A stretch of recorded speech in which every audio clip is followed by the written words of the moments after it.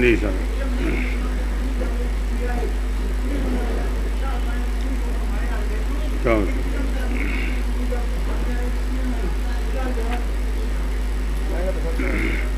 नमो दियंताणं नमो सिद्धाणं नमो ऐरियाणं नमो वज्रायाणं नमो लोये संबसावणमे समञ्जनमुक्कारो संभवावपणासनो मंगलानं च सम्मे सिंहडमं वै मंगलं नमो दुर्वार रागादि वेदिवार निवारिणे हरते योगिनाथाय महावीराय तायिने जय जगजीव जोणी विहाणो जगगुरु जगानंदो जगनाहो जगबंधु जय जगप्रिया महो भैवं जय सुवाणं बभुवो चित्तैराणो अभक्षिमो जय जय गुरुलोगाणो जय महब्बा महावीरो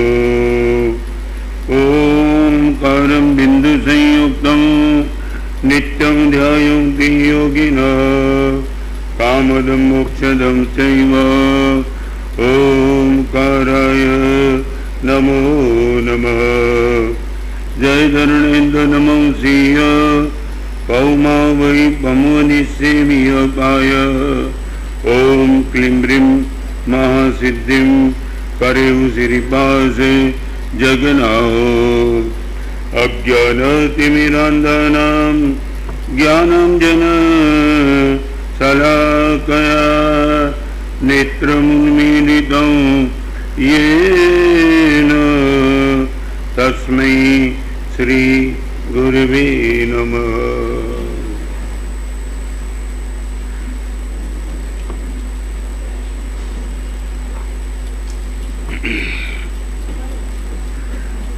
मारा ने तमारा मन में घणी वार एक प्रश्न उठ्या ज करे, जगतना जीवोना आटली बधी विषमता केम छे? मने दुख कोईने सुख, मने रूप कोईने कुरूपता, मारी बात उपड़े नी सामानी बात उपड़े, हूँ काम करी करीने थाकी जाऊँ मने यश न मळे अने वगर कामे कोईने क्रेडिट मळे. आवा अनेक प्रकारना प्रश्न मगजमां वारंवार ठोकाया करे छे.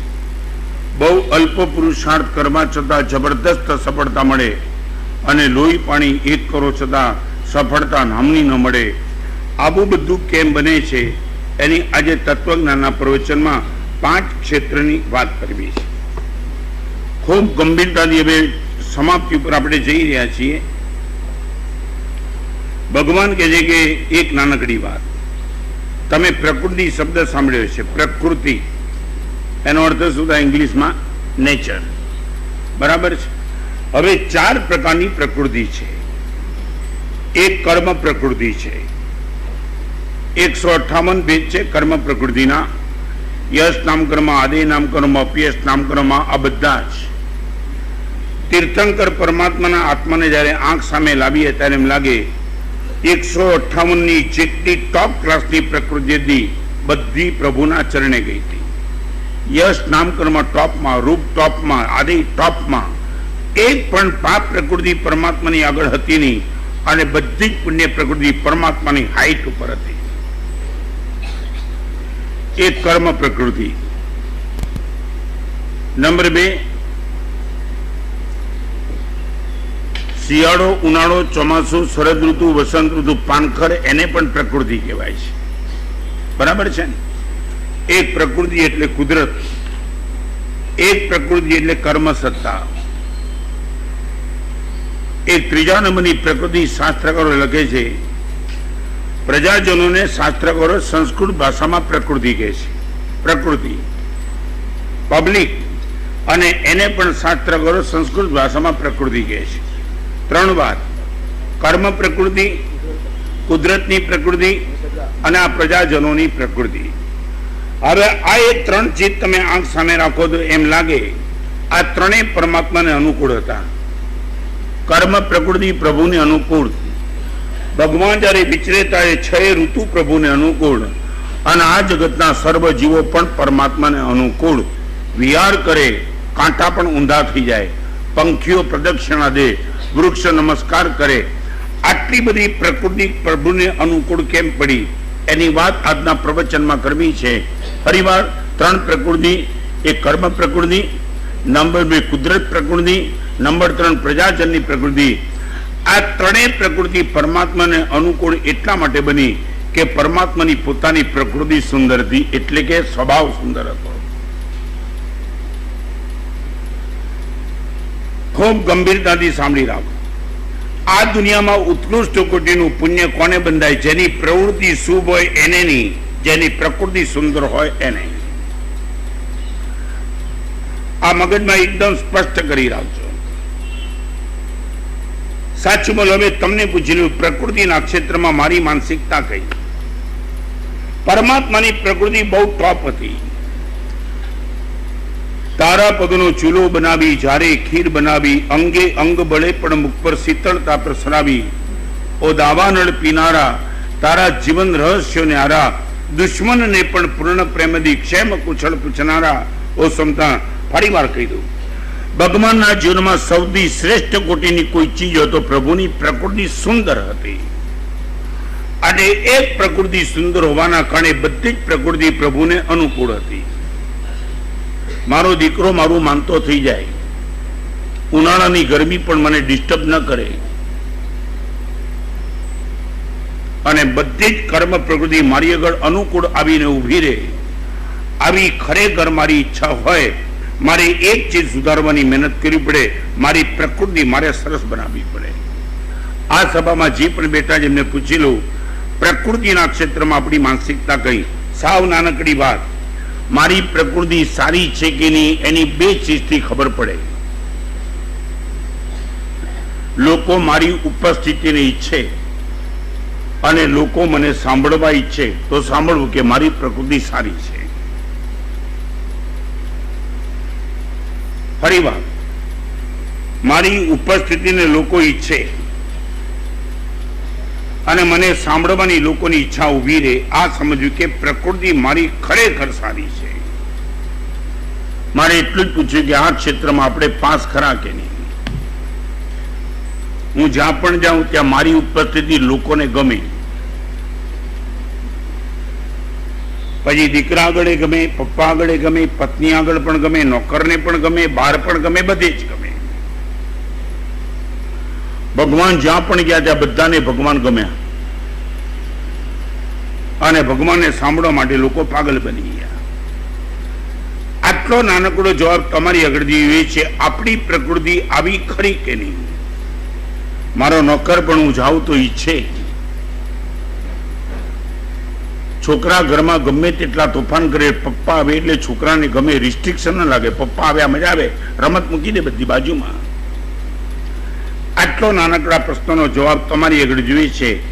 મારી ઉપસ્થિતિ ગમે અને મને સાંભળવો બધાને ગમે, આ સારી પ્રકૃતિની શરૂઆત છે. વિજય, આ ક્ષેત્રમાં માનસિકતા શું? કેમ એમ જાણવું છે? આમાં ટકાવારી ઓછી કેમ? હે, હમણાં ગુનાના ઉઘાડની વાત નહીં, ખાલી સ્વભાવ. તમે ઉદાર નથી, નમ્ર નથી, સરળ નથી, પવિત્ર નથી, કોઈ વાત હમણાં મેં કરી નથી. કિરીટભાઈ ખબર છે, ઘણી વાર એવા માણસ માટે લોકો શું બોલે? રાજા માણસ છે સાહેબ. રાજા માણસ એટલે પ્રકૃતિનો રોયલ સાહેબ. આમ આવે તો આપણને ગમે, વાતાવરણ મગમગતું કરી નાખે, ને બોલે ને તો આમ લાગે સાંભળ્યા જ કરી. આટલા વર્ષોની ધર્મ સાધના પછી મેં પ્રકૃતિને બદલી કેમ નહીં? અને ફરી વાર કહું, ઋતુ બદલાય ત્યારે વૃક્ષને પાંડા બદલવાની છૂટ છે, મૂળ બદલવાની છૂટ નથી. ઋતુ બદલાય ત્યારે વૃક્ષને પાંદડા બદલવાની છૂટ છે, મૂળ બદલવાની છૂટ નથી. પરિસ્થિતિ બદલાય ત્યારે પ્રવૃત્તિમાં વધઘટ થયા કરે. 6 ડિગ્રી તાવમાં તમે દેરાસરમાં પરમાત્માની અષ્ટપ્રકારી પૂજા ન કરી શકો, બની શકે. મંદિરના ટાઈમમાં તમે દાન ન કરી શકો, અબની શકે. તમે સંવત્સરીને દિવસે પણ તમને એવો ડેન્ગ્યુ થઈ ગયો છે, તમે ઉપવાસનું પચકા પણ ન કરી શક્યા, બની શકે. ઋતુ બદલાય, સંયોગો બદલાય, વસ્તુ બદલાય, વ્યક્તિ બદલાય, તમારી પ્રવૃત્તિમાં પરિવર્તન થાય. ભગવાન કહે છે માં પ્રકૃતિમાં પરિવર્તન ન થવું જોઈએ. ઋતુ બદલાય ત્યારે પાંદડા ભલે બદલાય, મૂળ ન બદલાવવું જોઈએ. પરિસ્થિતિ બદલાય ત્યારે આપણી પ્રવૃત્તિમાં ભલે ફેરફાર થાય, પણ પ્રકૃતિમાં ફેરફાર ન થવો જોઈએ. હવે જવાબ આપો, આપણી પ્રકૃતિ સારી ખરી કે નહીં?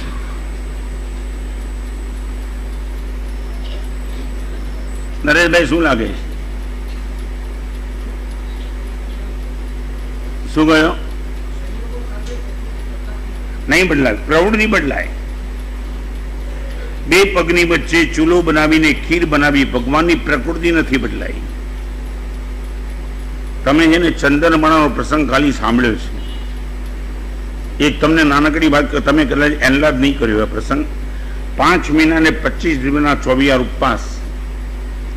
આમ તમને ભગવાનની વાત કરતા પહેલા રાહુલ તને પૂછ્યું, એક ઉપવાસનું પચકાણ કર્યું હોય, સવારના પૂરમાં નવકારસી માટે બેસો અને ધર્મપત્ની એમ કે આજે દૂધ, ચા, કાકરા, મગ કાંઈ બન્યું નથી, આજે બીજો ઉપવાસ કરવો પડશે, આમ મન પ્રસન્ન રહે? જાણવું શું નરેશભાઈ શું? ઓકે, હવે બીજી વાત કરીએ. 58નું પચકાણ લીધું હોય તો વિપુલ શું ચાલે? એટલે 58નું પચકાણ પહેલેથી લઈ લીધું હોય તો 3 દિવસમાં કોઈ ફરિયાદ, 3 દિવસ પૂરતી નહીં. અને એક ઉપવાસના પચકાણે 60 પોરસી પણ કરવી પડે તો માથું ફાટે. મારે હવે તમને જુદી વાત કરી. ભગવાને 5 મહિના ને 25 દિવસના 24 ઉપવાસ કર્યા ને, એક સાથેના પચકાણ નથી કર્યા. રોજ ગોચરી જતા હતા અને ભગવાન રોજ ગોચરી પાછા આવતા હતા. મારે તમને શું કેવું ખ્યાલ આવે છે? ભગવાને પહેલો 6નું પચકાણ કર્યું અને પછી રોજ ભગવાન વરવા માટે જતા હતા. પાછા કેમ આવતા હતા? અભિગ્રહ ભગવાનનો પૂરો નહોતો થતો માટે. પણ શાસ્ત્રકારો એમ લખે છે કે જે પવિત્ર ભાવોથી ભગવાન વરવા જતા હતા, પાછા આવતી વખતે ભગવાનના એ જ પવિત્ર ભાવ એઝ ઇટ ઇઝ રહેતા હતા. ભગવાનના બાકીના બધા તપ એક સાથેના પચકાણ વાળા હતા, પણ 5 મહિના ને 25 દિનના 24 ઉપરના પચકાણ એક સાથે વાળા નથી. રોજ કરવા પડતા હતા, કર્યા નહોતા. સાચું બોલો, આ સ્વસ્થતા ટકે? જે ઉલ્લાસથી બજારમાં જાઓ ને આખા દીમાં 1 પણ રૂપિયાની બોણી ન થાય, પછી એ જ મસ્કાણ, એ જ મજા સાથે પાછા ફરો. સુધીર શું?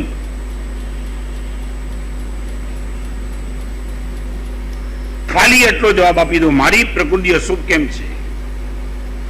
અપયશ નામકર્મ, અનાદે નામકર્મ, દુર્ભાગ્ય નામકર્મ, સાત વેદીનો ઉદય, આ બધું મને કેમ નડે છે? એનું કારણ કે ગયા જન્મમાં મેં પ્રકૃતિ બગાડી છે. પરમાત્માના શાસ્ત્રનો રાજમાર્ગ સમજી રાખજો. કર્મ પ્રકૃતિ અનુકૂળ કરવી હોય તો સ્વભાવ અનુકૂળ કરી નાખો.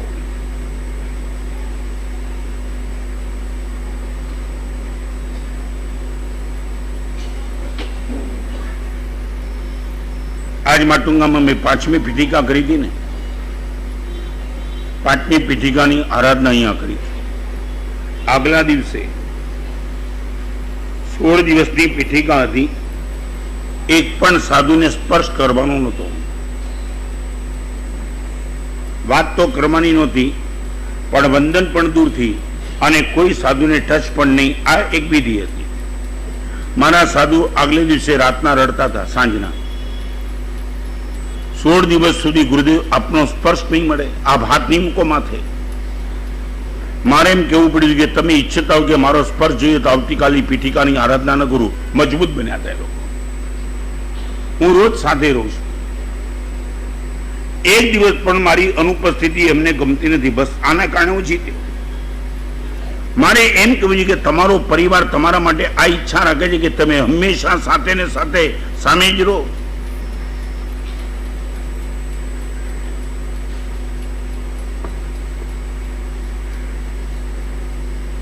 વિજય શું?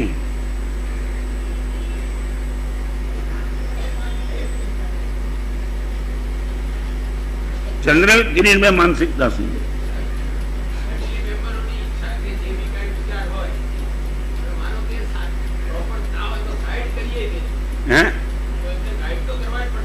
એક વાત તમને કહું, તમારો બહુ પ્રશ્ન સરસ છે. જિંદગીનું એક સૂત્ર કાયમ માટે આ સામે રાખજો. કોઈને પણ સન્માર્ગે લાવવાની મહેનત ત્યાં સુધી કરજો તમારા પ્રત્યેનો સદભાવ ટકી રહે. કોઈને પણ સન્માર્ગે લાવવાની મહેનત ત્યાં સુધી કરજો તમારા પ્રત્યેનો સદભાવ ટકી રહે. તમારા પ્રત્યેનો સદભાવ તૂટી ગયા પછી સન્માર્ગે લાવવાના તમારા લાખ પ્રયત્ન પણ માર ખાશો તમે, તમારા માટે દુર્ભાવ થશે. આજે સેંકડો મા બાપોને માટે દીકરાના હૈયામાં સ્થાન ખલાસ થઈ ગયું. કારણ કે એને દીકરાને એમ જ લાગે છે આખો દિવસ મા બાપ talk talk talk talk talk talk કર્યા જ કરે છે, અને આના કારણે આ દીકરાને માં સાચી પણ વાત કહી શકતી નથી. કારણ શું થયું? સન્માર્ગે લાવવાની મહેનત છે પણ દીકરાને માં ઉપર સદભાવ જ ખલાસ થઈ ગયો.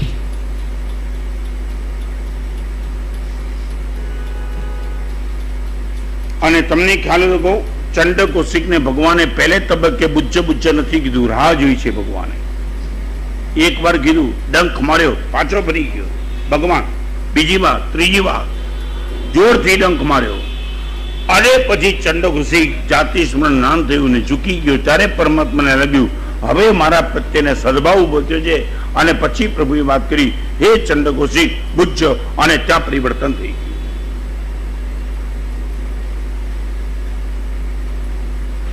આપણો પરિવાર ઉન્માર્ગે જતો એને સન્માર્ગે લાવવા માટે મહેનત કરવી, પણ એક ખ્યાલ રાખો, આપણા પ્રત્યેનો સદભાવ એનો છે કે નહીં ચેક કરતા રહેવું. આજે એવા પરિવાર થઈ ગયા છે કે રાતના 2 વાગે દીકરો બહાર જાય છે, પાછો ક્યારે આવે છે, બાપ પૂછે છે, જવાબ નથી આપતો. હું મારી મેળે બહાર જઈશ ને મારી મેળે આવી જઈશ, તમારે મારી બાબતમાં હસ્તક્ષેપ ન કરો. આવા ઘણા કુટુંબોની હાલત થઈ ગઈ છે. બરાબર છે? બોલો શું કેવું છે ભાઈ?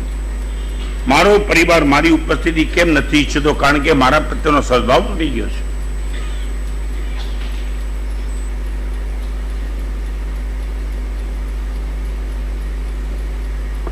વિપુલ શું કહે છે? નહીં, આજે આપણે તત્વજ્ઞાનના ભૂમિકામાં એકદમ કન્સેપ્ટ ક્લિયર કરવો છે. 158 પ્રકૃતિ મને રીબાવી રહી છે. આ બધી જ પ્રકૃતિ મને અનુકૂળ પડે, મારી પ્રકૃતિ મારે બદલવી જ પડશે.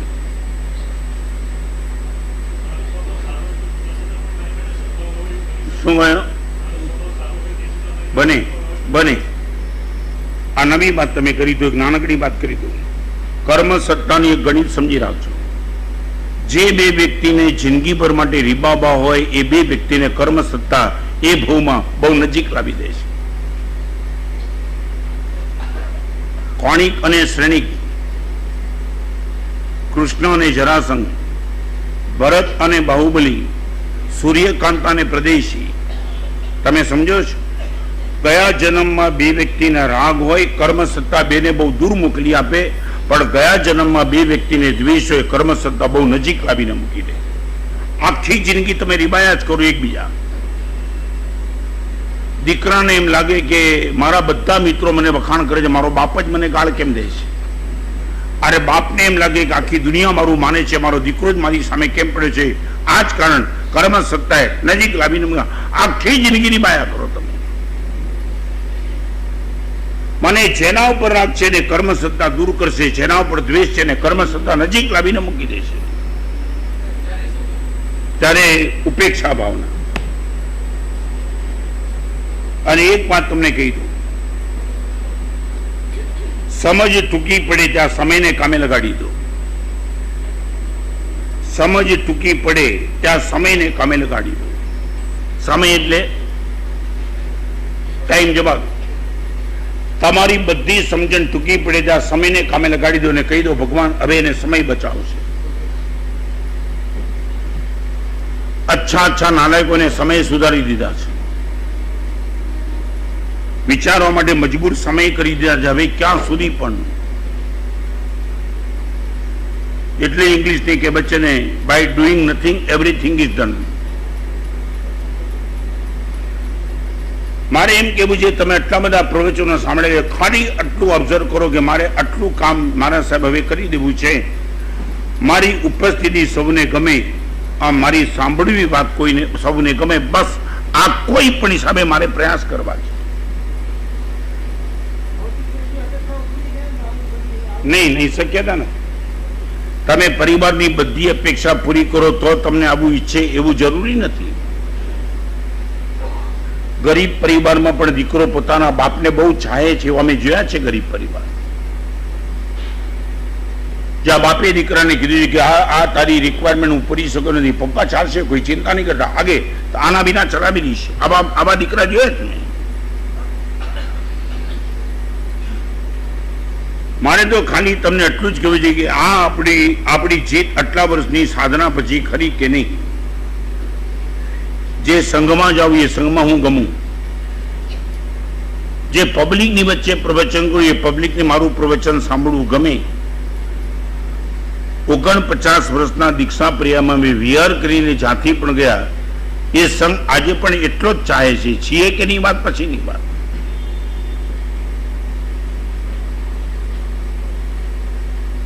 સુધીર ક્યાં તૂટો છો?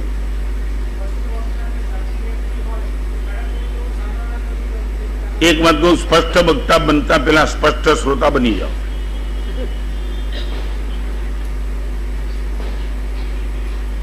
સામાન્ય હું જેવું છે તેવું સંભળાવી દઉં છું, વાત પછી કરો, પણ જેવું છે તેવું સાંભળેલું છે પેલું નક્કી કરો. સાચું બોલો, સ્પષ્ટ વક્તા છો કે સ્પષ્ટ શ્રોતા છો?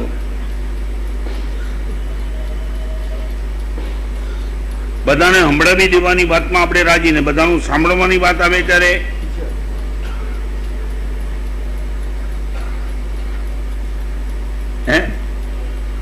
શું સરસ છે? સરસ જ છે બધું.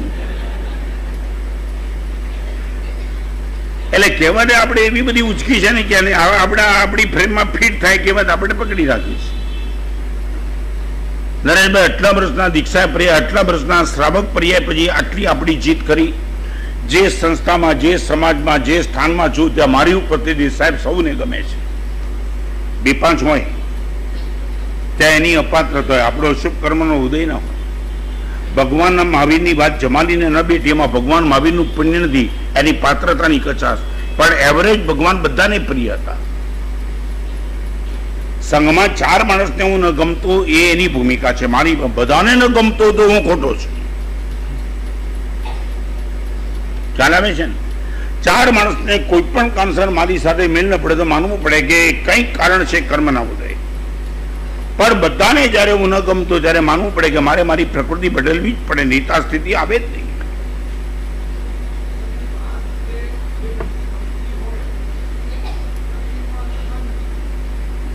આનું કારણ તમે પકડી રાખો. જો એક વાત તમને કહી, આ બહેનોને પૂછી લો, આ વાત તમે કરીને મને બહુ ગમી. બહેનોને પૂછી લો, આજ સુધીમાં કોઈ પણ બેનની સાડી સળગી છે કે બેન સળગ્યા છે? નજીકના અગ્નિથી જ સળગ્યા છે. પણ આખા ઘરની રસોઈ બની છે પણ નજીકના અગ્નિથી જ બની છે. મારે જે તમને કહેવું છે, તમારા પ્રશ્નનો જવાબ આ છે. નજીકનો અગ્નિ, તમે ખૂબ સાવધગીરીથી એની સાથે વ્યવહાર કરો, આખા કુટુંબનું ભોજન એ કરી આપે છે નજીકનો અગ્નિ. અને જરાક બેન અસાવધ રહીને સાડીનો છેડો અડી જાય તો નજીકનો અગ્નિ બાળી પણ નાખે. તમારી સમાધિમાં તમારો નજીકનો પરિવાર જેટલો નિમિત્ત બને છે એટલા બાજુવાળા નથી બનતા. બરાબર છે? તમને 4 ડિગ્રી તાવ આવે ત્યારે તમારો પરિવાર પાણીના પોતા મૂકે છે, દવા એ લાવે છે, ડોક્ટર આગળ એ લઈ જાય છે, બાજુવાળો કોઈ નથી લઈ જતો. તો તમારી અપેક્ષા પણ તમારો નજીકવાળો જ તોડે છે, અને તમારી અપેક્ષાની પૂર્તિ પણ નજીકવાળો જ કરે છે. તો આપણે શું કરવાનું? 2 કામ કરવાના.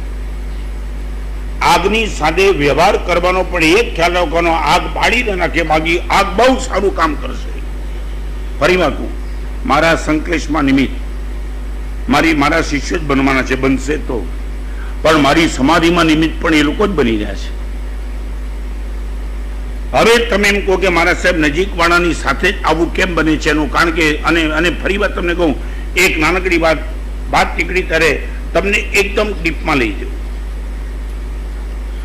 આપણે કોઈ પણ વસ્તુની પસંદગી ખંડ કરીએ છીએ અને વસ્તુ અખંડ આપણી સાથે આવી જાય છે.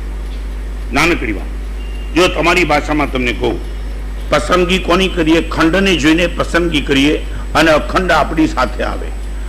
તમારી ભાષામાં તમને કહું, સ્ત્રીનું રૂપ જોયું, તમે પત્ની તરીકે એને પસંદ કરી, એટલે શું થયું? ખંડની પસંદગી. ખંડ એટલે કયું? રૂપ. આ એક ચીજ તમને એવી ગમી ગઈ કે જેના કારણે તમને લાગે આ પત્ની તરીકે મારા માટે બરાબર છે. હવે બન્યું એવું કે તમે પસંદગી રૂપના કારણે કરી, પણ સ્વભાવ પણ પત્નીનો સાથે જ આવ્યો.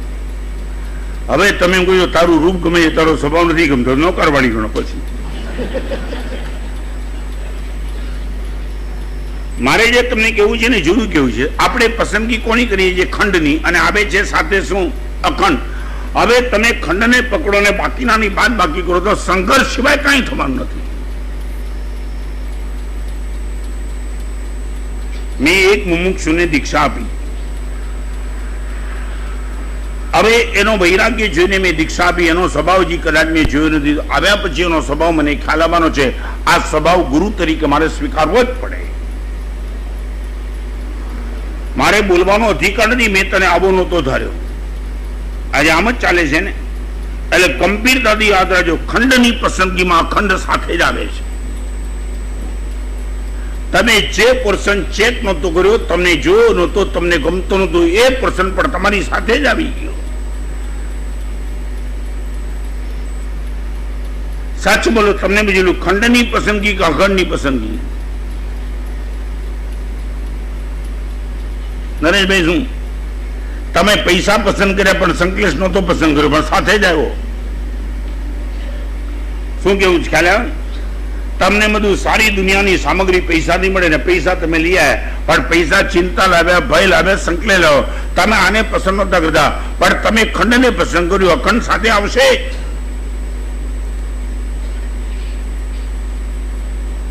આ તમારા ખ્યાલમાં છે?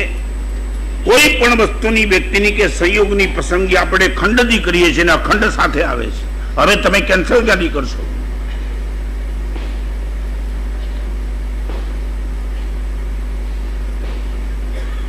કલ્પેશ, બરાબર ક્લિયર? સાચું બોલો. હવે આ એક એંગલ તમારી આગળ તો સમાધિ ટકે કે કાં તો અખંડને પસંદ કરો તો ખંડને પણ છોડી દો. મારે શું કેવું ખ્યાલ આવે છે? પત્નીનો સ્વભાવ નથી ગમતો તો રૂપ પાછળ પાગલ બનાવવાનું બંધ કરો, અને રૂપ ગમે છે તો સ્વભાવ સ્વીકારી દો.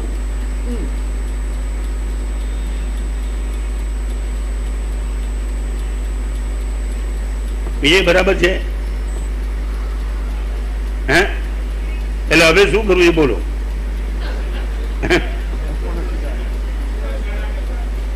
શરણાગતિ નહીં, પત્નીને ચરણે નથી પડવાની વાત કરતો હું.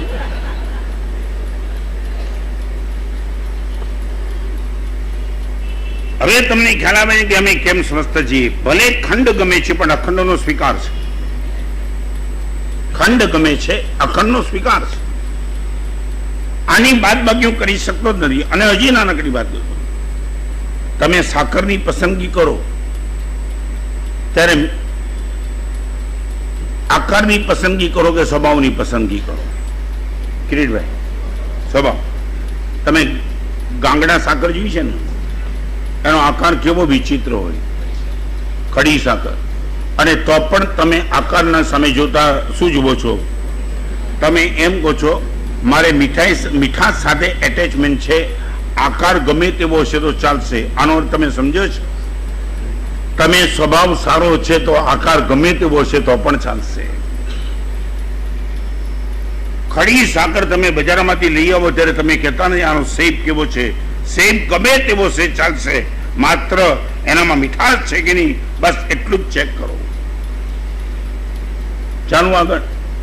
આટલો પ્રયાસ ખાસ કરજો. હું જ્યાં હોઉં ત્યાં મારી ઉપસ્થિતિ બધાને ગમે અને મને સાંભળવો બધાને ગમે. અને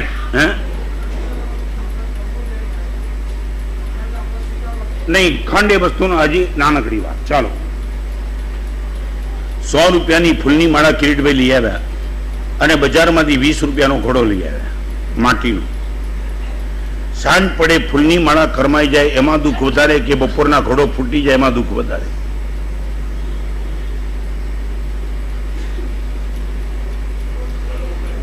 હે?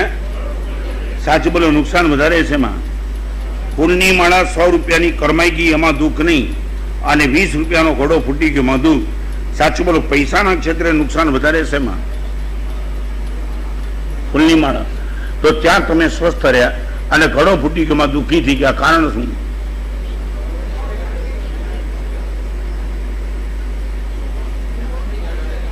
શું કહે? ફૂલ ઘડો યાબતચંદ્ર જેવા ઘરો રહેવાનો. શું કહે?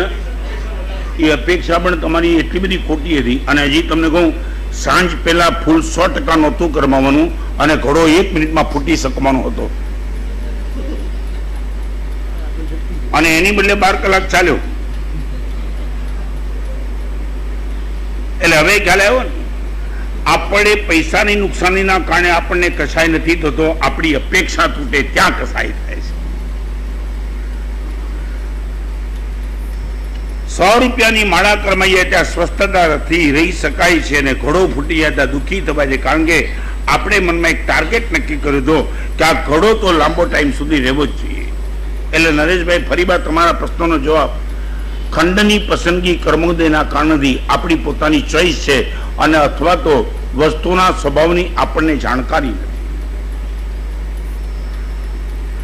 જેને મેં શિષ્ય તરીકે સ્વીકાર્યો છે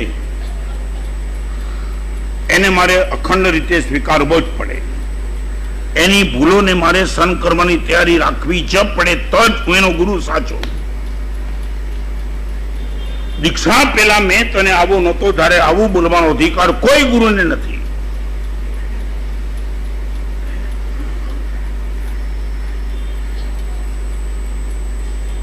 આટલું જો તમારા પરિવારમાં તમારી અન્ડરસ્ટેન્ડિંગ ક્લિયર થયા તો ફરી વાર કહું, આજે તમારી પ્રકૃતિ 100% સારી.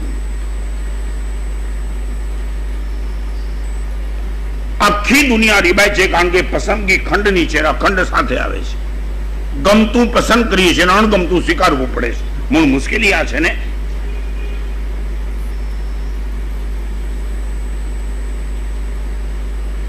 ધીરુ, ત્યારે પણ ખજૂરની પ્રભાવના હતા ત્યારે પ્રભાવના કરનાર ગાળો દીધી, ઠળિયા ભેગા કેમ આપ્યા? શું કહે? હે, એટલે અહીંયા જયારે ડિક્લેરેશન ત્યારે શું થાય? ખજૂરની પ્રભાવના જેમ ડિક્લેર થાય કે ખજૂર સાથે ઠળિયા લેવા પડે એમ ડિક્લેર થાય. શું ડિક્લેર થાય? ખજૂર. એટલે આખા પ્રવચનમાં છેલ્લે ડિક્લેર થાય આજે ખજૂરની પ્રભાવના છે, બધા લાભ આપી દીધો અને ખજૂર સાથે ઠળિયા આવે જ છે, તમને પણ ખબર છે, છતાં તમને સંકલેશ નથી થતો કારણ કે ખબર છે ખજૂરની એટલે ઠળિયા આવે જ. મન કેટલું સ્વતઃ, ઠળિયા એક બાજુ મૂકીને ખજૂર તમે ખાઈ જાઓ છો. બસ આ જ વાત મારે કરવી છે. ખંડને પસંદ કરો ત્યારે અખંડ સાથે જ આવશે અને અખંડને તમે કદાચ પસંદ ન કરો તો પણ કાંઈ નહીં, અખંડનો સ્વીકાર તો કરવો જ પડશે.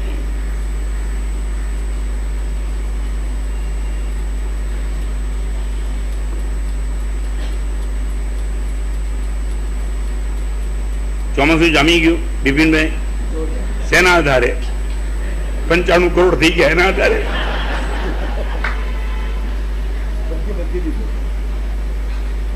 હું ચોમાસું જામી ગયું આને કહું છું, પ્રકૃતિમાં ફેરફાર થઈ ગયો સાહેબ.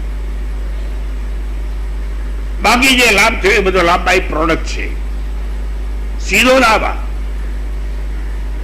મારી ઉપરથી મારા સાહેબ હવે મને બધાને ગમવા લાગી છે. બધા એવા જ રહ્યા પણ મેં મારો સ્વભાવ બદલી નાખ્યો મારા સાહેબ. હા, સાક્ષી ભાવ શબ્દ બહુ વિચિત્ર છે. ખાલી એટલી વાર સાક્ષી ભાવ કેડેમાં નહીં, ભલે પેલા સ્વીકાર ભાવ લાવો. સાક્ષી ભાવની પૂર્વ ભૂમિકા સ્વીકાર ભાવ છે. અને અહીંયા તમે પ્રશ્ન પૂછ્યો તો તમને ફરી વાર કહી દઉં, પીડાનો સ્વીકાર કરો, પ્રલોભનનો પ્રતિકાર કરો અને પુણ્યનો સત્કાર કરો. 3 સ્વીકાર, સત્કાર અને પ્રતિકાર. પાપ કર્મના ઉદય જીવનમાં જે પણ દુઃખો આવે એનો મારે સ્વીકાર કરવો છે. નંબર 1,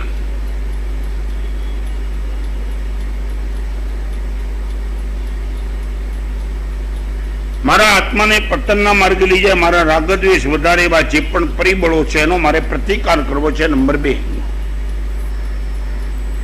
અને પુણ્ય કર્મની તક મને ચેતની પણ મળે, બધાનો મારે સત્કાર કરવો છે. નંબર 3,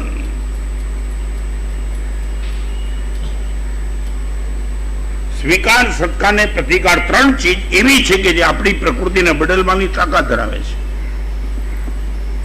જેને પણ લાગે છે મારી પ્રકૃતિ મારે બદલવી છે, થોડો સ્વીકાર કરી લો, થોડો.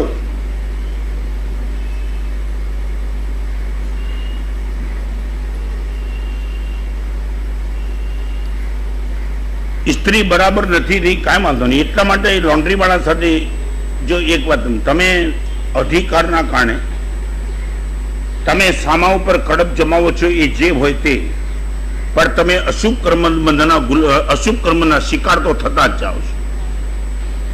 ફરી વાર યાદ રાખો, સાચા કારણસર પણ મન બગાડે એ અધ્યાત્મ જગતમાં ગુનેગાર છે.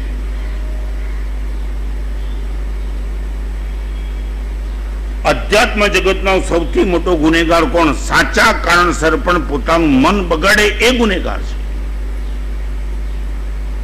ભગવાનની એક આજ્ઞા છે, મન તારે એની કોષ બગાડવાનું નથી.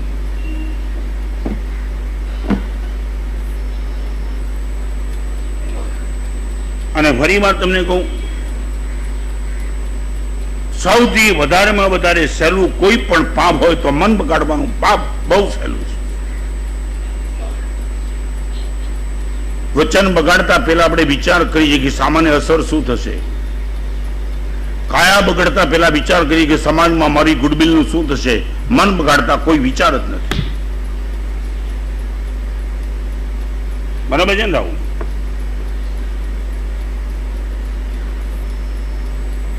હવે મારે તમારી આગળ જાણવું છે કે આ પ્રકૃતિ જે મેં તમને ખાલી બે જ વાત કરી, મારી ઉપસ્થિતિ ગમે અને મારું આ બેમાં કદાચ આપણે તૂટતા હોઈએ તો તમારી દ્રષ્ટિએ કારણ શું છે? ક્યારે તમારા પરિવારને બેસાડીને તમે પૂછ્યું છે ખરું કે મારી ઉપસ્થિતિ મને એમ લાગે છે તમને ગમતી નથી, કારણ શું છે? આમ ક્યારેય કારણ જાણવાની ઈચ્છા રાખી? નરેશભાઈ, મેં કેટલાક વખત પહેલા એક ગામમાં થોડો નાનકડો પ્રયોગ કર્યો હતો, આજે તમને કહી દઉં. ખબર નથી એ તમને બેસે કે ના બેસે, પણ મેં કર્યો હતો અને બહુ સરસ ગયો. પ્રવચનમાં જેટલા આવતા હતા બધાને કહી દીધું, આખો જ પરિવાર ઘરે જઈને એક બોક્સ રાખો અને પરિવારના જે સભ્યને જેને માટે જે લાગે એ બોક્સમાં લખી દો અને કોઈએ એકબીજાનો તિરસ્કાર વાંચ્યા પછી નહીં કરવાનો. સુધીર, ફરીવાર બોલું, એક બોક્સ, પરિવારના બધા સભ્યને ઇન્ફોર્મેશન, એકબીજાને એકબીજા માટે જે પણ લાગતું હોય હૃદયથી એ ખુલ્લું લખી દો. ગેરસમજ થતી છે તો દૂર કરીશ અને મારી ભૂલ થતી છે તો હું સુધરી જઈશ.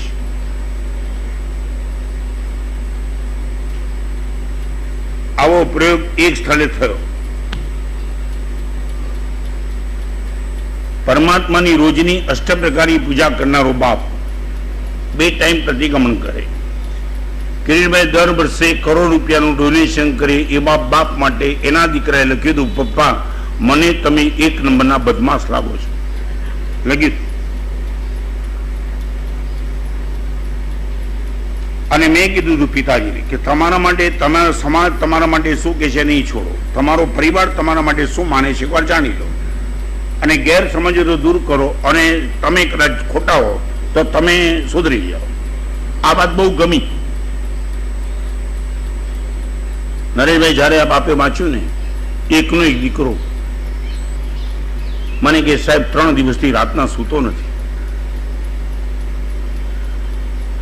મને પોતાને એમ લાગે છે કે મારું જીવન બહુ પવિત્ર, વ્યવસ્થિત, સમાજમાં કોઈને આંગળી કરવાનું મન થાય એવું છે જ નહીં. અને મારા દીકરાના મનમાં આ છાપ કે પપ્પા તમે 1 નંબરના મને બદમાશ લાગો છો. એટલે છે શું? મેં કીધું તમે દુઃખી ન થાઓ, તમારા દીકરાને મારી સાથે તમે લઈને આવો. લઈને આવ્યા. હું તમે તમારા દીકરાને મારી સામે જ પૂછો. અને એક વાત કહી દઉં, ક્યારે પણ એક વખતના અનુભવથી માન્યતા નથી બનતી, વારંવારના અનુભવ પછી માન્યતા બને છે. માન્યતા એક વખતના અનુભવ રિપીટ રિપીટ રિપીટ રિપીટ થાય ત્યારે તમારા માટે એક માન્યતા થાય, હવે આની સાથે આ રીતનો જ વ્યવહાર કરો. ખ્યાલ આવે છે ને? એટલે બાપે દીકરા પૂછ્યું, બેટા તે લખ્યું એનો મને આઘાત તો ભારે છે, પણ મારે જાણવું છે સમાજમાં મારી ઉદારતા વખણાય છે, મારા વ્યવહાર વખણાય છે, મારું પવિત્રતા વખણાય છે, છતાં હું તને બદમાશ લાગ્યો, મારે ખાલી કારણ જાણવું છે.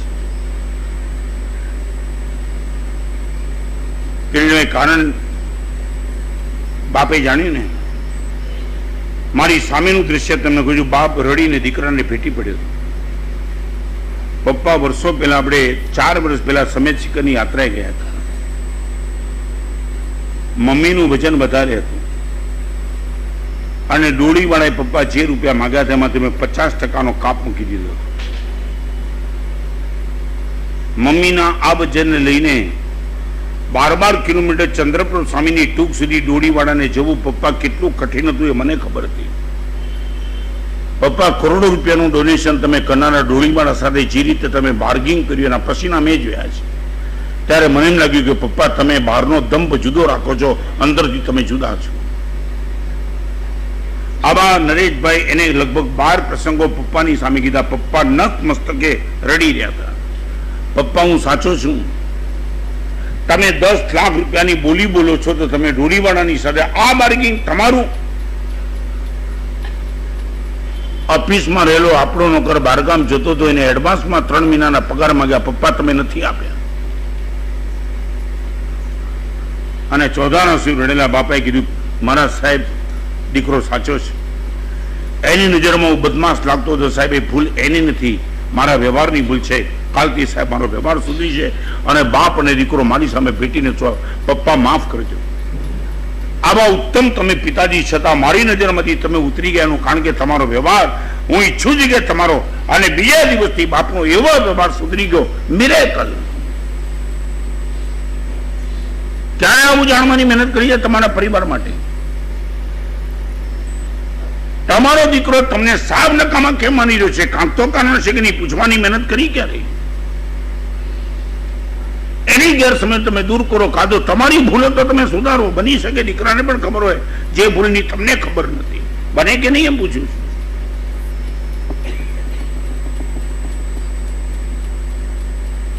ફરી વાર કહી દઉં, પ્રવૃત્તિનું પરિમાર્જન ગમે તેટલું સારું, પણ પ્રકૃતિનું પરિમાર્જન ઇટ મસ્ટ.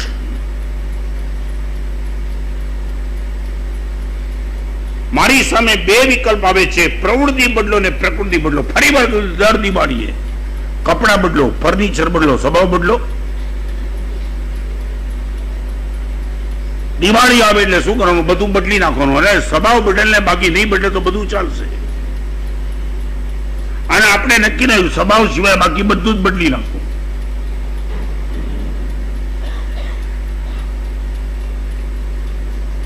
વોચમેન ને તમે ગમો, શેઠ તમે રૂપિયા આપો માટે નહીં. કિરણભાઈ હતા ને, કાંતિભાઈ ગુજરી ગયા, જેમના ક્લાસમાં 50 વર્ષ પહેલા ઘોડીજી દર સોમવારે હું જતો હતો. મિરેકલ. અને આજે હું તમને ખુલ્લી એક વાત કરવા માંગુ છું. પન્યાસજી ભદ્રંકરવીજી મહારાજ, જેને પણ એમનું નામ સાંભળ્યું છે, પુણ્ય પુરુષનું નામ, ખાલી એક રાત સાધુપણામાં મારે એમની સાથે એક રાત બાકી રહેવાનું નથી બન્યું. એક રાત પન્યાસજીમાની સાથે રહેવાનું બન્યું. એ મહાપુરુષના દર્શને જીવન ધન્ય થઈ ગયું. ક્યારેક એનો ટાઈમ આવશે ત્યારે વાત કરીશ, એક રાતમાં પણ શું ચમત્કાર થયો. અત્યારે વાત નથી કરવી. પણ પન્યાસજી મહારાજનું નામ એટલે અજાત શત્રુ તરીકે પન્યાસજી મહારાજ ઓળખાય. બરાબર છે ને? આખા જૈન શાસનમાં એમનો એક પણ શત્રુ ગેરંટી સાથે નહીં, પાક્કું છે. મારે વાત તમને એક અલગ કરવી છે. પન્યાસજીમાંના જેટલા પણ ફોલોઅર્સ છે એમને કોઈ પણ જગ્યાએ સંઘમાં કે સમાજમાં વિદ્વેષ ઉભો કર્યો એવું તમને દેખાશે નહીં. પન્યાસજી મહારાજ તો એવા હતા જ, પણ એમને માનનારો જે વર્ગ હતો એ વર્ગની પણ એ ગુડબિલ હતી કે એ ક્યારેય કોઈની સાથે બગાડે. Not possible at all. એમાંના એક કિરણભાઈ. નરેશભાઈ તમને તો સાંભળતા મને પણ નહોતું આવડતું. અમારા સોમવારના ક્લાસમાં કિરણભાઈ વાત કરી, મને કે પન્યાજી મહારાજે મને લુણાબા બોલાયો હતો, લુણાબા રાજસ્થાન 3 દિવસ. અને 3 દિવસનું બિગિનિંગ થઈ ગયું. પન્યાજી મહારાજે મંગળી કર્યું, ખાલી અમે બે જ. અને એ વખતે એમને વાત કરી, કાંતિભાઈ નામ હતું એમનું, કાંતિ કનકાગલ આશ્રમ હતો. એ આશ્રમ તરફ પરમાત્મા મહાવીરદેવ પ્રયાણ કરવા માંગતા હતા. અને કિરણભાઈ મને કે મેં કીધું સાહેબ બોલો ચંડકોશીનો પ્રસંગ છે. મને કે કિરણભાઈ ઉભા થઈ જાઓ, પન્યાજી મહારાજનું આ વિધાન, તમે ઉભા થઈ જાઓ. અહીંયા મેં તમને 8 દિવસ બોલાવ્યા છે સત્સંગ માટે, 3 દિવસ સુધી તમારે મારી સાથે વાત નહીં કરવાની. સાહેબ આટલી બધી કડક સજા. ચોથે દિવસે જયારે બેઠો ત્યારે એમને મને કીધું, મને કે તમારા જીવાને ચંડકોશીનું દૃષ્ટાંત ખબર તો મને નથી ખબર. એક એવા એંગલથી તમારી સાથે હું વાત કરવા માંગતો હતો, એની પહેલા તમે મને યાદ કર્યો કે સાહેબ ચંડકોશીનું દૃષ્ટાંત ને એટલે તમે સાંભળવાની લાયકાત પણ ધરાવતા નથી. પહેલા સાંભળવાની લાયકાત ધરાવો, પછી આવજો મારી રવાના કરી દીધો. આ કિરણભાઈ, અને એમને મને વાત કરી મૈત્રી, કેવી મૈત્રી. કિરણભાઈ મને કે જ્યારે પણ મારા સાહેબ મારે આ ફ્લેટમાં દાખલ થાઉં, 5મે 6ઠે માળે હશે કદાચ, સાહેબ લીપમેનની વોચમેનની પીઠ થપથપાવી વિના ક્યારે આગળ નથી ગયો. ગમે તેવી ઉતાવળ હોય. ભાઈ મજામાં છો? ભાઈ શબ્દ જ, બીજું તું મારા સાહેબ ક્યારેય પણ નહીં. કોઈ નોકરને પણ મેં તું કહીને બોલાવી, ભાઈ મજામાં ભાઈ. અને સાંભળવું ગમે. સાહેબ એ વોચમેન રાજીને બેઠો કે ભાઈ શબ્દ સાંભળવા ક્યારે મળે? સાહેબ મેં કીધું આ નથી આપી બહુ. આ લાગણી, આ પ્રેમ. 4 દિવસ સાહેબ ક્યારે પણ બારગામ જવાનું તો વોચમેન ને બધા જ મારા સાહેબ દુઃખી હોય મારા, સે જલ્દી આપી દીધો.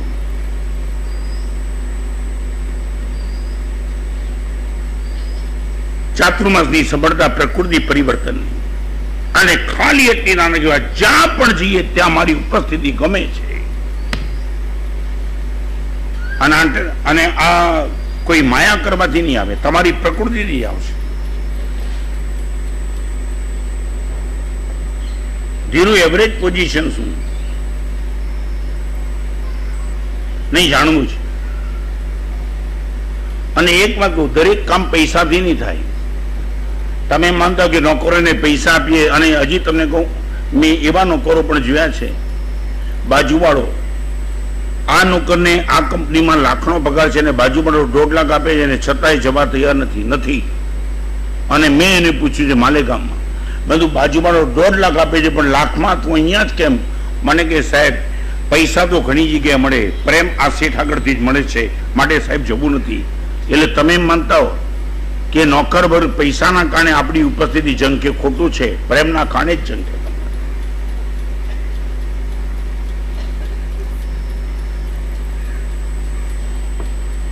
ઘણા મને પૂછે સાહેબ ધર્મની શરૂઆત ક્યાંથી કરી? મેં પ્રકૃતિ બદલ. બરાબર છે નરેશભાઈ? હે? અને એકદમ કહી દઉં, જેનું નેચર બદલાય એનું ફ્યુચર 100% સારું.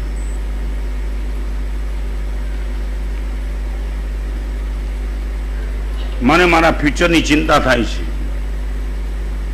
આવતા જન્મમાં મરીને ક્યાં જઈશ? અરે માંદગી વખતે મારી બાજુમાં કોણ હશે? આપણે ફ્યુચર છે. જેની પ્રકૃતિ સારી એનું ફ્યુચર 100% ઉજળું.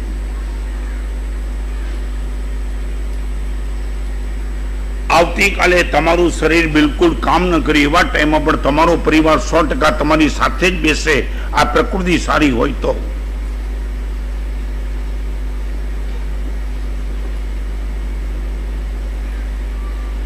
મારા ફ્યુચર ને મારે સારું કરવું હતું, એક જ રસ્તો છે, મારા નેચર ને મારે બદલવું જ પડે. અને હવે તમને પૂછેલું સાચું બોલો, પ્રવૃત્તિ બદલવી સહેલી કે પ્રકૃતિ બદલવી સહેલી?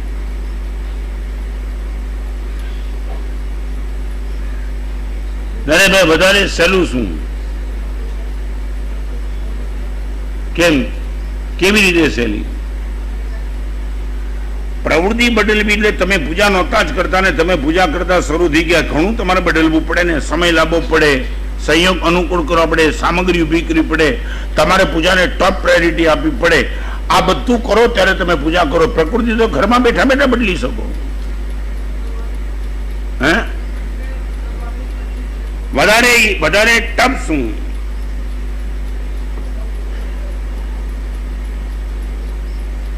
Which is in your hand? એ જ છે પણ કેમ એટલે એ સાચું બોલે. પ્રકૃતિનું પરિમાર્જનમાં સૌથી વધારે ટફ આઈટમ કઈ? આજે આપણે પાકું કરી નાખીએ ને. સૌથી વધારે દિક્કત શું? તકલીફ ક્યાં?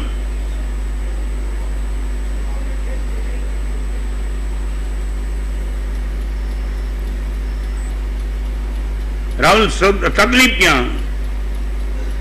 હજી તમને એક નાનકડી વાત કીધું. પ્રવૃત્તિ બદલીએ એટલે અહમ પુષ્ટ થાય છે, અને અહમ થોડ્યા વિના પ્રકૃતિ બદલી શકાતી નથી. તમે ઊંધું સમજો. તમે જયારે પ્રવૃત્તિનું પરિમાર્જન કરો ત્યારે તમારો અહમ પુષ્ટ થવાની શક્યતા છે. સાહેબ પૂજા નહોતો કરતો ને પૂજા કરતા થઈ ગયા, પ્રતિક્રમણ નહોતા કરતા પ્રતિક્રમણ કરતા થઈ ગયા, દાન નહોતા કરતા દાન દેતા થઈ ગયા, તપ નહોતા કરતા તપ કરતા થઈ ગયા. એટલે શું થયું? પ્રવૃત્તિમાં તમે પરિવર્તન લાવ્યા, તમારો સમાજમાં અહમ પુષ્ટ થઈ ગયો. હા, એટલે જ ગમે છે. અને પ્રકૃતિ પરિમાર્જનમાં તમે હમ ન તોડો ત્યાં સુધી તમારું પ્રકૃતિ પરિમાર્જન એ તકલીફ છે. મનને સૌથી વધુમાં વધુ ગમતી ચીજ કોઈ એક હોય તો એનું નામ અહંકાર છે. દુનિયાભરની બધી ચીજ છોડી દેવા મન તૈયાર છે, અહંકાર છોડવા માટે મન તૈયાર નથી, જેમાં કઈ છે જ નહીં. પાછું અહંકાર એટલે શું ખબર છે? તમે ઊભી કરેલી તમારી પોતાની ઇમેજ, બીજાએ ઊભી કરેલી નહીં.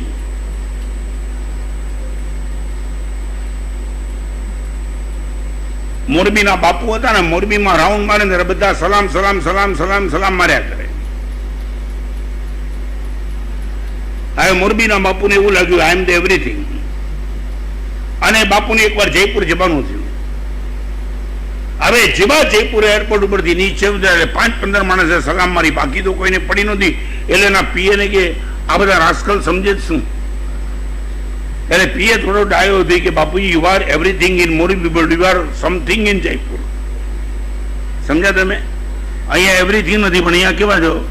હા, 5-15 માણસ સલામ મળે ને એમાં બધું ઠીક ઠીક, બાકી આખું જયપુર તમારા પગે ન પડે અહીંયા. અને એ જ બાપુ લંડન ગયા. રામ છે કોઈ ભાવ પૂછ્યો અને બાપુ ગરમ થયા. પીએ કીધું you are nothing in London, everything in Morbi, something in Jaipur, nothing in London. આ વાસ્તવિકતા તમારે સ્વીકારવી જ પડે ને. અને એક નાનકડી વાત તમને બહુ ગંભીરતા દીધું. શેરીનો કૂતરો શેરીમાં વાઘ હોય, શેરી છૂટી એટલે ગયો કામથી.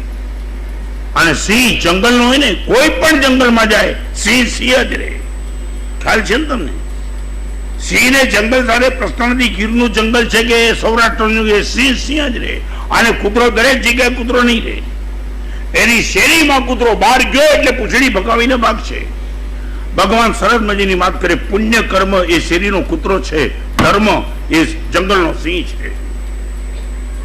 તમારી અંદર રહેલું પુણ્ય શેરીના કૂતરા જેવું છે. તમે અમુક જગ્યાએ તમે મરદાનગી જરો અને એરિયા છૂટે કે તમારું પુણ્ય ગયું, કોઈ ઓળખવા તમને તૈયાર નથી. અને સિંહ કોઈ પણ ગતિમાં જાઓ, ગુણ તમારી સાથે જ છે. મને સૌથી વધુ આકર્ષણ પુણ્યનું કે ગુણનું?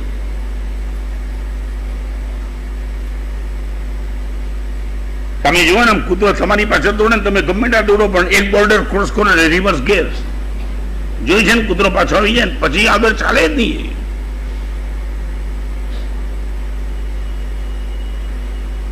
ભારતનો રૂપિયો અમેરિકામાં કામ નથી લાગતો. તમને ખ્યાલ છે ને? ભારતનો રૂપિયો અમેરિકામાં બરાબર છે ને? ભારતની ડ્રાઇવિંગ વ્યવસ્થા પણ અમેરિકામાં કામ નથી લાગતી. ખ્યાલ છે? શું છે ફેર? એ અક્કલ બધી જ છે તમને. એટલે મારા સાહેબ અમેરિકામાં, એટલે ભારતનું અમેરિકામાં કામ ન લાગે તો અહીંયા ભેગું કરેલું પરલોકમાં કામ લાગશે.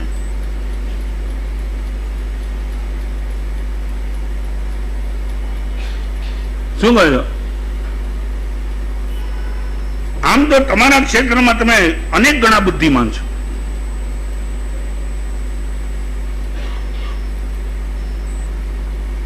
ભગવાન બધે જ એવરીથિંગ. પંખી પ્રદક્ષિણા દે વૃક્ષ નમે અસરાલ રે અરિયંતાજી, વાયુ નહીં પ્રતિકૂળ રે ભગવંતાજી. વાવકાઈ ના જીવો વાયુ પણ ભગવાનને અનુકૂળ થઈને વિચરે. આ પ્રકૃતિ અનુકૂળ એટલા માટે પડી કે ભગવાને પ્રકૃતિ છેક સુધી સાચવી. અને એક અતિ મહત્વની વાત, એકલી પ્રકૃતિ બચાવવી એ જ આપણા હાથની વાત છે, બાકી કાંઈ આપણા હાથની વાત નથી.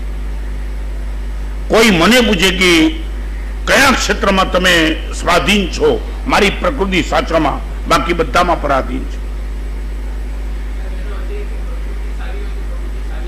તમને 100%. ધીમે ધીમે ધીમે ધીમે કોઈ લાચારીના કારણે પ્રવૃત્તિ બગડવી પડતી, બદલવી પડતી હોય, પણ જ્યાં મોકો મળે. અને એક તમને કીધું, તમારો પ્રશ્ન તમને ગમ્યો. હોકાયંત્ર જોયું છે ને? હોકાયંત્ર કઈ દિશા દેખાડે? હા, ઉત્તર. પણ એમાં ફેર કહું, આ હોકાયંત્રને તમે જમીન ઉપર રાખીને ફેરવો ને પછી મૂકો ને, શરૂઆતના તબક્કે તમને છે ને બધી જગ્યાએ દિશા દેખાડે, બધી જગ્યાએ. પણ જેવું સ્થિર થાય એટલે સીધી ઉત્તર દિશા દેખાડે. પુણ્ય કર્મ વિચિત્ર હોય તો પ્રવૃત્તિ તમારી બદલાતી રહે, પણ જ્યાં બધું અનુકૂળ હોય ત્યાં તમારી પ્રકૃતિ સ્ટેડી થઈ જાય. ઓરિજિનાલિટી મારી આ જ છે.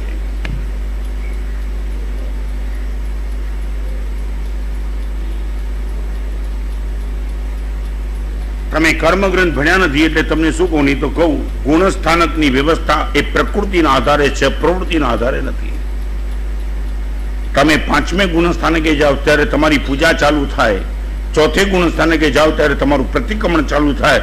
આવા વિધાન કર્મ સત્તાના ગણિતમાં નથી. કર્મગ્રંથના ગણિતમાં એ કે 4થે ગુણસ્થાનકે જાઓ ત્યારે તમારી ક્રોધની ડિગ્રી આટલી હોય, 5મે જાઓ ત્યારે ક્રોધની ડિગ્રી ઘટે, 7મે જાઓ ત્યારે ક્રોધની ડિગ્રી ઘટે, અને 12મે કેવળનાન પામો ત્યારે ક્રોધની ડિગ્રી ખલાસ થાય. આનો અર્થ તમે સમજો છો? ધર્મ પ્રવૃત્તિના આધારે ગુણસ્થાનકની વ્યવસ્થા નથી, તમારી પ્રકૃતિના આધારે ગુણસ્થાનકની વ્યવસ્થા છે. અધ્યાત્મ જગતમાં હું હાઈટ ઉપર ગયો છે એની મને ખબર ક્યારે પડે? પ્રવૃત્તિ સુધરી માટેની, પ્રકૃતિ સુધરી માટે. બોલો ભાઈ, કેટલી સાક્ષી તમને આપું?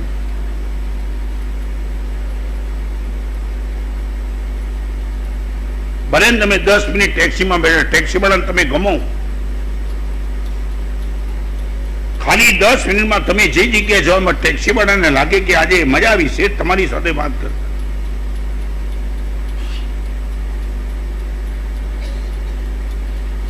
અને પ્રકૃતિની એક બીજી નાનકડી વાત મેં પહેલા પણ કીધી, આજે પણ કહું, મોટાને માન આપો, નાનાને વાલ આપો. આ પણ પ્રકૃતિનો એક પ્રકાર છે.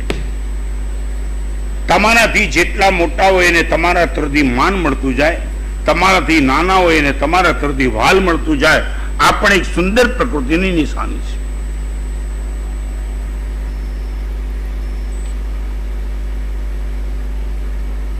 છેલ્લી વાત કરી દઉં. કિરીટભાઈ, તમને પૂછી લે, મુંબઈથી ક્યારેક પણ દિલ્હી, અમદાવાદ બાય ટ્રેન ગયા છો? બરાબર છે. આમ ક્યારે અમદાવાદ ઉતર્યા પછી આમ કોઈ રેલવેના વિભાગમાં જઈને પૂછ્યું ખરું કે આ પાટાને વ્યવસ્થિત કોણ રાખે છે? સાચું બોલું, એકાદ સ્ક્રૂ પાટાનો અડોળો થઈ ગયો હોય રાતના. નરેશભાઈ, કેટલા લોકોના જાન ખતરામાં? 1,500-2,000 માણસ તો કદાચ રેલમાં જતા છે ને, ટ્રેનમાં કમ્પ્લીટ. ધીરું બરાબર છે ને? એટલે લગભગ 1,500-2,000 માણસો રાતના સુવે ને સીધા સવારના અમદાવાદ પહોંચે. એમાં આ પાટાની મરામત કરનારો, થોડા ઠોકી ઠોકીને બધા સ્ક્રૂ વ્યવસ્થિત ચેક કરનારો, આનો ફાળો ઓછો એ માનો. ગાડી ગમે તેટલી ટોપ, એક સ્ક્રૂ અડોળો અને જો ગાડી પાટા ઉપર ઉતરી ગઈ, પતી જાય. મારે એટલું બધું સાચું બોલો, આટલા વર્ષોની જિંદગીમાં મુસાફરી કરી ત્યારે રેલવેના વિભાગમાં જઈને ક્યારે પૂછ્યું કરું કે આ પાટાની વ્યવસ્થા કોણ કરે? એને મારે 5,000 રૂપિયાનું ડોનેશન આપવું છે.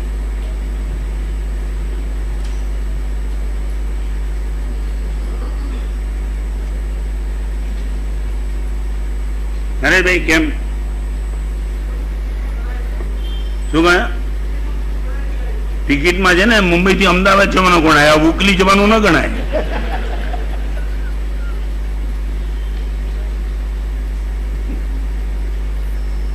ખાલી એટલું પૂછીએ, 5,000 રૂપિયા તમારા માટે આખી જિંદગીમાં કઈ તમારા જિંદગી કરતા મહત્વના નથી ને? પણ ક્યારેય તમને પૂછવાનું મન થયું કે આ જેને પણ વ્યવસ્થા કરી એને મારા તરફથી 5,000 રૂપિયા મોકલજો, આ વિચાર પણ આવ્યો ક્યારેય? Why not?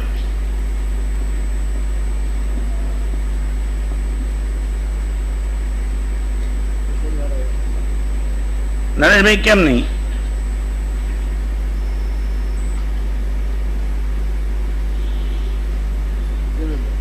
રાહુલ કેમ નહીં? હે શું કહ્યું?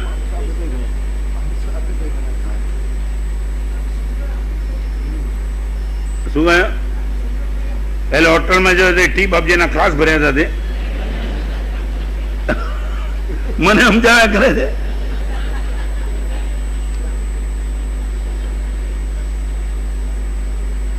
નરેશભાઈ ક્યારેય આવો વિચાર પણ નહીં ને? ગિરીશભાઈ કેમ આવો વિચાર કેમ ના આવે?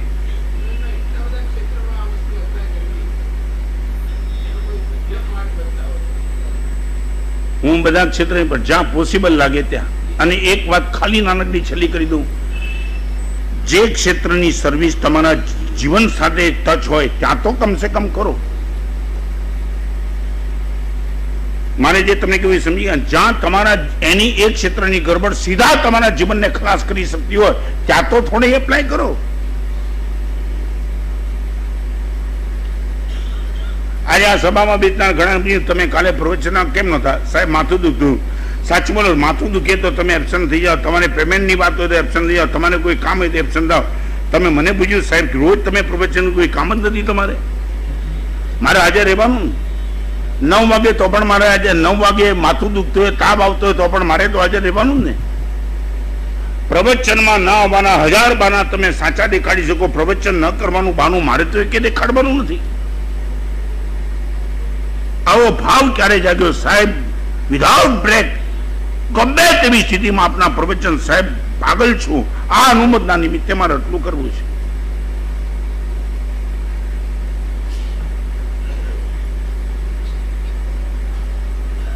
અનુપમા રાઉન્ડ મારવા નીકળ્યા જેને પૂછે છે કે આ દેરાસરનું કામ ધીમું કેમ ચાલે છે? એટલે કીધું છે કે સખત ઠંડી છે, 1800 કારીગરના હાથ ટાંકણામાં ચાલતા નથી, આ ઠંડી ઓછી થાય ત્યારે ચાલે છે. અને અનુપમાએ કીધું આ ન ચાલે. નરેશભાઈ 1800 કારીગરની બાજુમાં 1800 તાપણા વાળાને બેસાડે છે, ખ્યાલ છે તમને? આ દેલવાડાનું દેરાસર 1800 કારીગરની સામે 1800 તાપનું, એક ની આગળ એક. અને પછી પણ જોઈએ તેવું કામ ઝડપ ન પકડે ત્યારે પૂછ્યું કે શું હવે તકલીફ શું? તો કે આખો દિવસ બેઠા બેઠા આ કામ કરતા કાર્વિંગ જબરદસ્ત કરવાનું છે, કમર દુખે, કાંઈ વાંધો નહીં. 1800 ની કમર દાબનાર 1800 જણા, 1800 કામ કરે, 1800 તાપણું કરે ને 1800 કમર દાબે. 5400 માણસ, જ્યાં 1800 ની જરૂર ત્યાં 5400. ત્યારે આ દેલવાડાના દેરાસર વખણાય છે. ભગવાન સિમંદર સ્વામી આગળ કેવડી થઈને આજે વિચરી રહ્યા છે અનુપમા દેવી, કેવડી થઈને આજે વિચરી રહ્યા છે. આ પ્રકૃતિનું પરિવર્તન. અને એક વાત તો તમને છેલ્લી કરી દઉં, જેવી પ્રકૃતિ બદલાય, પ્રવૃત્તિ બદલવાની શરૂઆત 100, પ્રવૃત્તિ બદલાશે તો પ્રકૃતિ બદલાશે ગેરંટી નથી. પણ પ્રકૃતિ બદલાય એટલે પ્રવૃત્તિ 100% બદલાય, ગેરંટી વિનાની આ વાત છે. હંસરત્નમાની તપસ્યા તો આપણને ખૂબ ગમી, પણ સૌથી વધારે ગમી એમની પ્રકૃતિ ગમી. કોઈ પણ ક્ષેત્રમાં ક્યાંય પણ બેઠા એમના ચહેરા ઉપરની પ્રસન્નતા અમે તો ક્યારેય ખંડિત થતી જોઈ નથી. બધું બરાબર છે, બધું જ બરાબર. એમની સાથે રહેનારા મુનિને પણ પૂછ્યું કે રત્નસમાં ક્યારે આ 421 દિવસમાં એક દિવસ ફરિયાદ નથી સાંભળી એમના માટે. આ ભાવ વિનંતી કરનારાએ ક્લેરિફિકેશન ન કર્યું ને આવ્યા પછી એમ કે સાહેબ 27 માળે જવાનું છે, ખગડાય નથી, પહેલાથી કહેવું તો જોઈએ નહીં, ચાલો.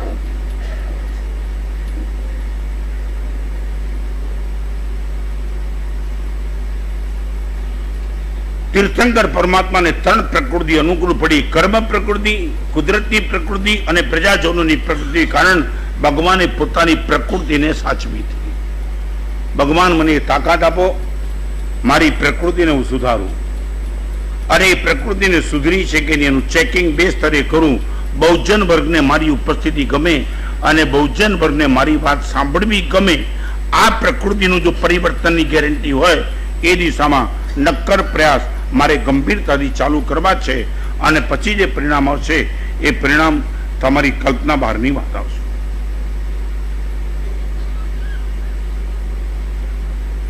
આજે મંગળવાર, આવતા મંગળવારે પીઠિકામાં દાખલ થતા પહેલાનું છેલ્લું પ્રવચન.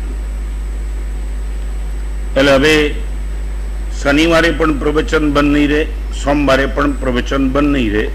સતત પ્રવચનો રોજ 8:30 થી 9:30 ચાલુ રહેશે. અને દિવાળીનો શું મહિમા છે. 24 તીર્થંકરોમાં એક ખાલી પરમાત્મા મહાવીરદેવ એવા છે કે જે દેશના આપતા આપતા નિર્વાણ પામી ગયા. છેલ્લી પળ સુધી પરોપકારની પ્રવૃત્તિમાં વ્યસ્ત રહેનારા પ્રભુએ શું કમાલ કરી છે એની વાત પણ દિવાળીના છેલ્લા 2 દિવસના પ્રવચનમાં અનુકૂળતા પ્રમાણે લઈશું. જે પણ ભાગ્યશાળી ન આવી શક્યા હોય એમને પણ આ પ્રવચનોમાં, હવે બાકી રહેલા પ્રવચનમાં ખાસ બોલાવવાનો આગ્રહ. ગયા પરમ દિવસે મુંબઈમાં, કદાચ હિન્દુસ્તાનમાં પણ આવો માહોલ જોવા ન મળ્યો હોય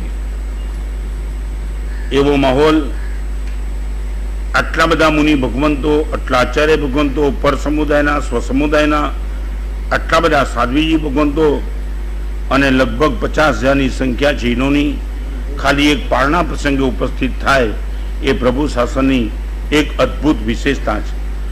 આયોજક પરિવારની ઉદારતા એને શિખર ઉપર એક કળશ લગાડી દીધો. ચારે બાજુથી જે અનુમોદનાના સમાચાર આવે છે એ જાણી આપણને એમ લાગે તૃપ્ત થઈ ગયા.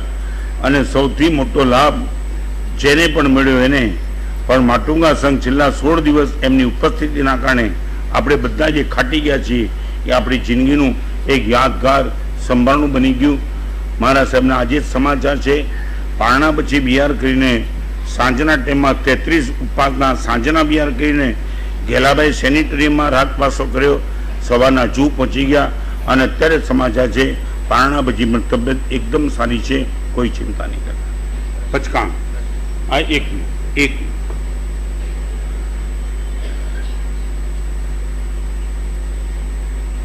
અધ્યાત્મ જગતમાં ગુનેગાર કોણ? અધ્યાત્મ જગતનો ગુનેગાર કોણ? હા, જે મનના ભાવ બગાડે તે. મારું ફ્યુચર સારું છે કે નહીં એની ચિંતા કરવી હોય તો એક ચીજ જાણી લેવી જરૂરી છે. હા બોલો બેન. હા, નેચર બદલી લે તો ફ્યુચર બદલાઈ જાય.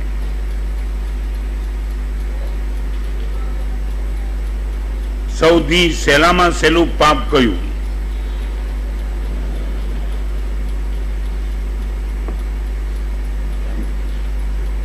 પાછળ મનના ભાવ બગાડવાનું પાપ સૌથી સહેલામાં છે. મારી પ્રકૃતિ ખરેખર સારી થઈ રહી છે એની ખબર મને પડે કઈ રીતે?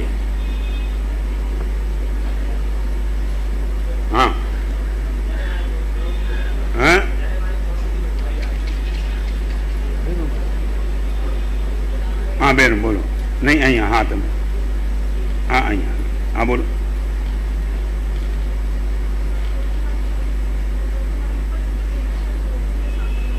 ઓકે. પરમાત્માને 3 પ્રકારની પ્રકૃતિ અનુકૂળ બની, એ 3 પ્રકૃતિ કઈ? ભગવાનના આત્માને 3 પ્રકૃતિ અનુકૂળ બની, એ 3 પ્રકૃતિ કઈ?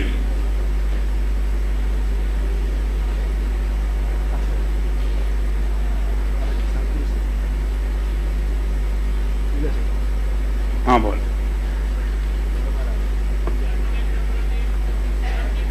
कर्मनी प्रकृति ओके प्रजाजनी ओके पचकाणु पास सूर्य जन बारी टामी गणम पाणा जागरण बच्चन जागरण मुसनी आई बिले जागरण आयम बिले जागरण जागरण ढाणन जागरण मानस छनमा बहुलेणमा ससेतन सेतन हाँ 1 मिनिट 1, 2, 3 तारीखे 1, 2, 3 जान्युआरीए